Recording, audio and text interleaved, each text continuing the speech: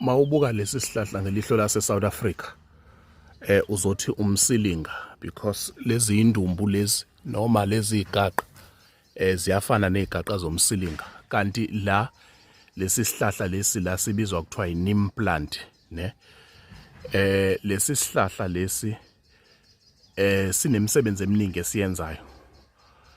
Umuntu osuke enenkinga uthola ukuthi mhlawumbe unenkinga yokuqothukelwa izinwele, umuntu onenkinga yesikhumba, umzimba omubi, i-rash, umuntu osuke enenkinga yokuthi usuke nephunga eliqubuka ngaphakathi umzimba wakhe uthola ukuthi uyanuka. Isiqu sakhona noma izimpande zakhona ziyasebenza kakhulu kwinto esuke inebusiness ethe ibhizinisi lakho livaliwe. Bawuvalile umsebenzi wakho akusasebenzeki akusangeni bantu. Wena lakho ibhizinisi liyafadabala kuvele kwaqhamuka umuntu nje wabeka icontainer eduze kwakho wadayisa amagwinya njengawe, emveni kwaloko elakho ibhizinisi lafa wonke ama-customer wakho aya kuyena. Noma umuntu ozama izinto zebhizinisi amathenda ukuhlanganisa empilweni akuhlangani lutho, impande zakhona ziyakwazi ukuthi zisebenze.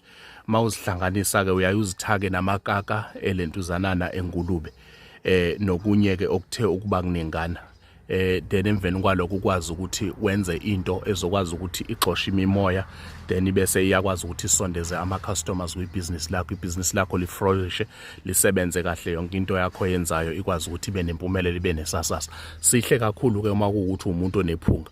Uma umuntu onephunga nje uthola nje amaqabunga lawo wakhona, wathatha wahlafune and then bese uyawafela, then sizokwazi ukuthi sikulungiselele lo phunga likhona emlonyeni elingabekezeleleki. Siyabonga.